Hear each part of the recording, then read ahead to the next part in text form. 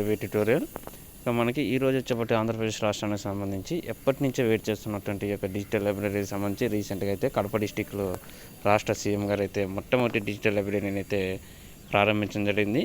So మనకి ఈ digital library notifications కానివ్వండి, ఈ యొక్క పోస్టుల విధానం సంబంధించి అదేవిధంగా ఏ విధంగా ఫిల్ చేస్తారు, ఈ యొక్క ప్రాసెస్ అనేది ఏ విధంగా ఉంటుందని కూడా మనం గత 1 ఇయర్ క్రితం నుంచి దీనికి సంబంధించి పూర్తిగా స్టడీ చేసి ఎప్పటికెప్పుడు ఇన్ఫర్మేషన్ అయితే చాలా క్లియర్గా ఇవ్వడం జరిగిందనమాట. సో ఇప్పుడు వచ్చేప్పటికి ఈ డిజిటల్ లైబ్రరీకి సంబంధించి వేగవంతంగా అడుగులు అయితే పడుతున్నాయన్నమాట.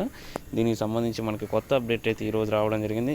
మన యొక్క ఛానల్లో చాలా క్లియర్ ఈ డిజిటల్ లైబ్రరీస్ గురించి ఏ ఛానల్లో లేనటువంటి ఇన్ఫర్మేషన్ అయితే ఇవ్వడం జరిగిందనమాట. సో ప్రతి ఒక్క లైబ్రరీ ఆస్పిరెంట్ కూడా మన ఛానల్ కంపల్సరీగా ఫాలో అవ్వండి. మీరు చేసే ప్రతి లైక్ కానీ షేర్ కానీ ఒక స్ట్రెంగ్త్ అనేది అయితే ఈ యొక్క ఛానల్కి ఇవ్వబడుతుంది అనమాట. దీని ద్వారా మరిన్ని వీడియోలు అయితే మేము చాలా వేగవంతంగా చేయడానికి అవకాశాలు ఉంటాయి. సో ఈ యొక్క డిజిటల్ లైబ్రరీకి సంబంధించి పోస్టులు కానీ రిలీజ్ అయితే ఏ విధంగా ఉంటుంది, దీనికి సంబంధించి ప్రతి డీటెయిల్ అయితే షేర్ చేయడం జరుగుతుంది. అయితే మనకు వ్యూవర్స్ ఎవరైతే ఉంటారో వీళ్ళైతే కొత్తగా మనకి కొన్ని కామెంట్స్ అయితే చేయడం జరిగింది. దానికి సంబంధించి రీసెంట్గా ఈ యొక్క లైబ్రరీ కొత్తగా ఏర్పాటు చేసినటువంటి కడప డిస్ట్రిక్ట్కి సంబంధించి దీంట్లో ఏ విధంగా స్టాఫ్ను ఫిల్ చేశారని అయితే అడగడం జరిగింది ఒక వ్యూవర్. దానికి సంబంధించి నేను కనుక్కోవడం జరిగింది. ఆ యొక్క కడప డిస్ట్రిక్ట్ గ్రంథాల చైర్మన్స్ వీరు ఉంటారు కాబట్టి స్టాఫ్ వాళ్ళని కాంటాక్ట్ అవ్వడం జరిగిందనమాట. వాళ్ళు చెప్పిన ఆన్సర్ ఏంటంటే ప్రజెంట్ ఈ యొక్క పబ్లిక్ లైబ్రరీస్ ఎవరైతే లైబ్రరీ అసిస్టెంట్గా ఉంటారో వారిని మాత్రమే లైబ్రరీ కోర్సు చేసి సెలెక్ట్ అయినటువంటి స్టాఫ్ ఎవరైతే ఉన్నారో వాళ్ళని మాత్రమే తీసుకోవడం జరిగిందంటూ కూడా చాలా క్లియర్గా చెప్పడం జరిగింది. వాళ్ళని ఇన్ఛార్జిగా పెట్టారంట ప్రజెంట్ ఈ యొక్క నోటిఫికేషన్ ఫిల్ చేసేంత వరకు.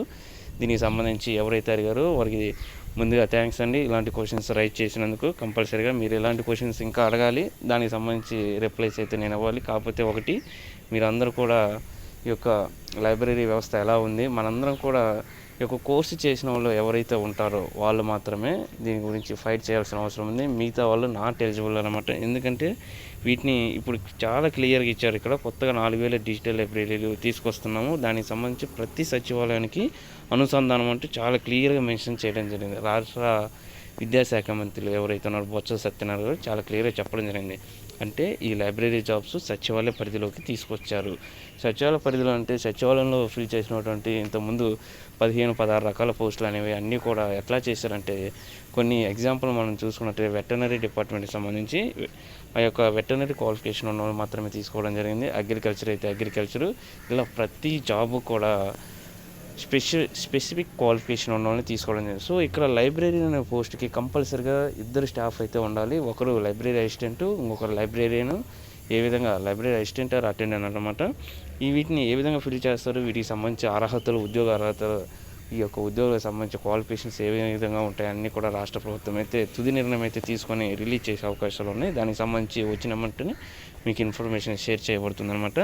అయితే ఇక్కడ వచ్చేప్పటికి మనకి ఈ యొక్క పోస్టులు అనేవి కేవలం లైబ్రరీ ఇన్ఫర్మేషన్ సైన్స్ ఈ యొక్క సర్టిఫికేట్ కలిగిన వారు మాత్రం ఎలిజిబుల్ అంటూ 100% మనకి ఇన్ఫర్మేషన్ అయితే రావడం జరిగింది. మిగతా వారికి ఇవ్వడానికి ఎటువంటి అవకాశం అయితే లేదనమాట.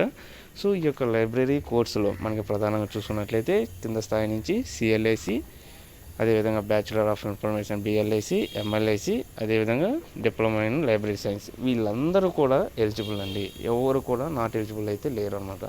సో ఇక్కడ పోస్టులు అనేది మనకి లైబ్రేరియన్ అసిస్టెంట్కి ఏ క్వాలిఫికేషన్ ఇస్తారో, లైబ్రేరియన్ దీనికి ఏ క్వాలిఫికేషన్ ఇస్తారనేది రాష్ట్ర ప్రభుత్వం నుంచి మనకి రావాల్సిన ఇన్ఫర్మేషన్ అన్నమాట. ఈ యొక్క నోటిఫికేషన్లో మనకి చాలా క్లియర్గా ఇవ్వడం జరుగుతుంది. ఆ నోటిఫికేషన్ ఎప్పుడైతే రిలీజ్ అవుతారో దానికి సంబంధించి అయితే మీకు అక్కడ ఇచ్చినటువంటి క్వాలిఫికేషన్ సంబంధించి మీకు ఎక్స్ప్లెనేషన్ అయితే ఇవ్వడం జరుగుతుంది. సో ఇప్పుడైతే ప్రజెంట్ ఈ యొక్క ప్రధానంగా ఉన్నటువంటి డిమాండ్ ఏంటంటే certificate in library science course ఎవరైతే చేసి ఉంటారో వాళ్ళ చేతనే వీటిని ఫిల్ చేయాలంటూ కూడా ఈ యొక్క గ్రంథాలయ చైర్మన్ డిస్ట్రిక్ట్ వైజ్ ఎవరైతే ఉంటారో వాళ్ళు కూడా రాష్ట్ర సీఎం గారి యొక్క క్యాబినెట్ మీటింగ్లో చర్చించినప్పుడు కూడా వాళ్ళు చెప్పడం జరిగిందనమాట. సో మిగతావన్నీ సచివాలయ స్టాఫ్ని ఫిల్ చేయడానికి కూడా లేదు, ఇన్ఛార్జిగా నియమించడానికి కూడా లేదు. చూశారు కదా, ఇప్పుడు వేల్పూరు మండలం మనకి కడప డిస్టిక్ ఈ ఫిల్ చేసినటువంటి డిజిటల్ లైబ్రరీ మొట్టమొదటి డిజిటల్ లైబ్రరీ కూడా స్టాఫ్ని ఎవరు పెట్టారంటే లైబ్రరీ అసిస్టెంట్గా. మనకి ఆల్రెడీ పబ్లిక్ లైబ్రరీస్ ఇట్లా ఉంటాయి కదా, వాటిలో పనిచేస్తున్నటువంటి ఈ యొక్క స్టాఫ్ని ఇక్కడ పెట్టడం జరిగిందనమాట.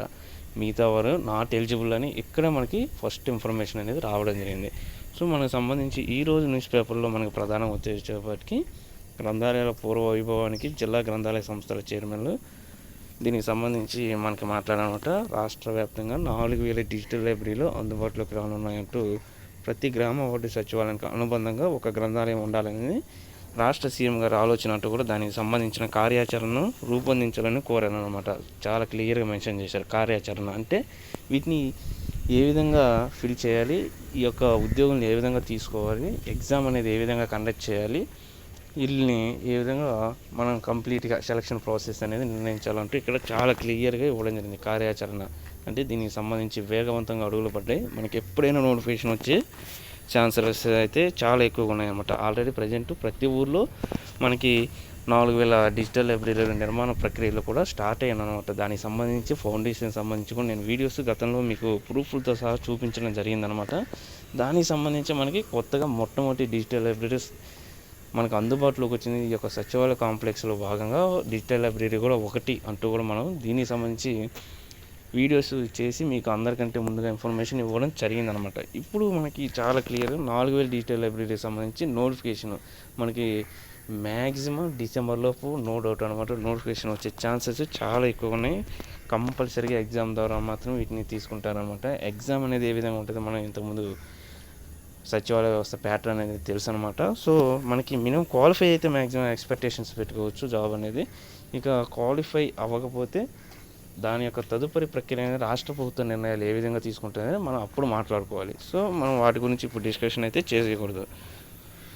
నెక్స్ట్ వచ్చేవరకు ఇదిగోండి సాక్షి న్యూస్ పేపర్లో కొత్తగా 4000 డిజిటల్ లైబ్రరీలు గ్రామవార్డు సచివాలయ అనుబంధం గ్రంథాలయాలు విద్యాశాఖ మంత్రి అంటూ కూడా ఈ యొక్క డిజిటల్ లైబ్రరీ గురించి మనకి చాలా క్లియర్గా రావడం జరిగిందనమాట. దీంట్లో వచ్చేటికి గ్రంథాలయ అప్గ్రేడేషన్ అనేది ఈ యొక్క మరమ్మతులకు సంబంధించి లైబ్రరీలో ఉన్న సమస్యలు దీనికి సంబంధించి చైర్మన్లు కార్యదర్శులతో సమన్వయంతో పనిచేయాలంటూ ఈ యొక్క లైబ్రరీయన్ స్టాఫ్ ఎవరైతే ఉంటారో వారితో అయితే వీరు మొదటిసారిగా అయితే సమావేశం అవ్వడం జరిగిందనమాట. ఇప్పుడు ఈ యొక్క సమావేశం ప్రధానంగా డిస్కషన్ అంతా 4000 లైబ్రరీల గురించి ఈ యొక్క కార్యాచరణ అంటే ఏ విధంగా ఫిల్ చేయాలి వీటన్నిటిని కూడా నిర్ణయాలు అయితే తీసుకుంటున్నారు అంటే ఇక్కడ రావడం జరిగింది.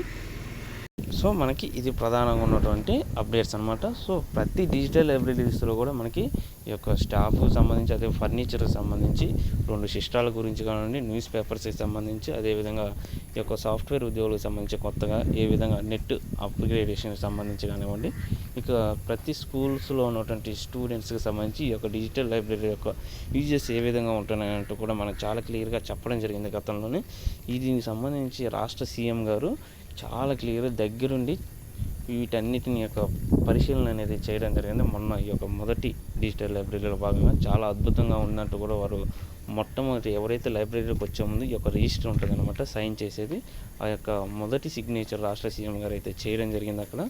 సో లైబ్రరీ వ్యవస్థ అనేది స్టార్ట్ అయిందంటూ కూడా అక్కడే మనకి ఒక ఇన్ఫర్మేషన్ అయితే రావడం జరిగింది అనమాట. సో ఏది ఏమైనప్పటికీ మనకైతే చాలా క్లియర్గా మెయిన్గా చెప్తుంది ఏంటంటే లైబ్రరీ ఇన్ ఇన్ఫర్మేషన్ సైన్స్ ఈయన యొక్క కోర్సు ఎవరైతే సర్టిఫికేట్ ఎవరైతే కలిగి ఉంటారో 100% వాళ్ళు ఎలిజిబుల్ మొదటిగా.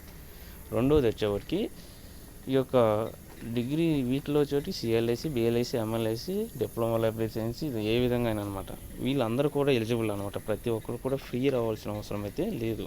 వీటిలో స్టాఫ్ని ఏ విధంగా తీసుకున్నదనేది కూడా మనం ఎగ్జాంపుల్గా కనుక్కొని ఆ యొక్క డిస్టిక్ ఎవరైతే మెంబర్స్ ఉన్నారో వాళ్ళతో మనం మీట్ అయ్యి ఇన్ఫర్మేషన్ అయితే తీసుకోవడం జరిగింది. వాళ్ళు కూడా చాలా క్లియర్గా చెప్పారు, రిక్వెస్ట్ కూడా చేయడం జరిగింది. సచివాలయ స్టాఫ్ని ఇంతకుముందు డిజిటల్ అసిస్టెంట్ని పెట్టొచ్చు, మేబీ మిగతా స్టాఫ్ని పెట్టొచ్చు అన్నారు. సో ఎవరినైతే పెట్టలేదండి. కంపల్సరీగా ఈ యొక్క లైబ్రరీ కోర్సు చేసిన వాళ్ళే ఎలిజిబుల్ అంటూ కూడా మనకి పక్కాగా ఇక్కడే అర్థమైపోయింది.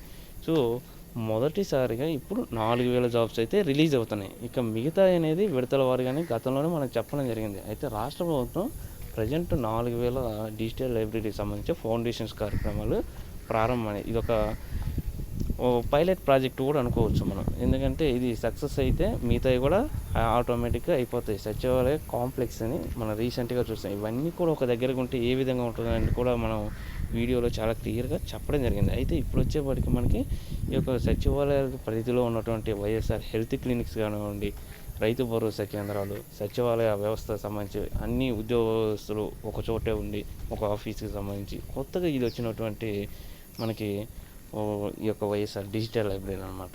ఇవన్నీ ఒక చోట నిర్మాణాలు చేపట్టాలంటే రాష్ట్ర ప్రభుత్వం దీనికి సంబంధించి బడ్జెట్లో కూడా 8,000 కోట్లు కేటాయించారు. ఒక్కో బిల్డింగ్కి ఎంత ఖర్చు అవుతుందని కూడా మనం చాలా క్లియర్గా ఎప్పటి నుంచో చెప్పానమాట. లాస్ట్ ఇయరే ఇది నోటిఫికేషన్ డిసెంబర్లో రిలీజ్ అవ్వాలి, ఉగాది అన్నారు. కరోనా సిచ్యువేషన్స్ వల్ల ఇది డిలే అవుతూ వచ్చింది. ఇప్పటికీ దీనికి ఈ టైంలో మనకి అడుగులు పడ్డాయి అనమాట. సో ఏదేమైనప్పటికీ డిసెంబర్ నాటికి ఈ యొక్క 4,000 డిజిటల్ లైబ్రరీస్ ఓపెనింగ్ అయితే ఉంటుంది. నెక్స్ట్ ఉగాది నాటికి మిగతా ఇంకో 4,000 ఉంటాయి. తర్వాత మనకి 2023 ఎండింగ్ కల్లా మిగతా రిమైనింగ్ ఎన్ని అయితే ఉంటాయో మొత్తం 14,000 డిజిటల్ లైబ్రరీకి సంబంధించి ఫుల్ ఫిల్డ్గా మనకి కన్స్ట్రక్షన్స్ అనేవి కంప్లీట్ అయ్యి ఫుల్ స్టాఫ్తో మనకి కలకల్లాడిపోతున్నాయి అనమాట. దీనికి సంబంధించి ఎప్పుడు ఎటువంటి అప్డేట్స్ వచ్చినా మనం మీకు ఇన్ఫర్మేషన్ అనేది ఇవ్వడం జరుగుతుంది అనమాట. సో ప్రతి ఒక్కరు కూడా సపోర్ట్ చేయండి. Thank you.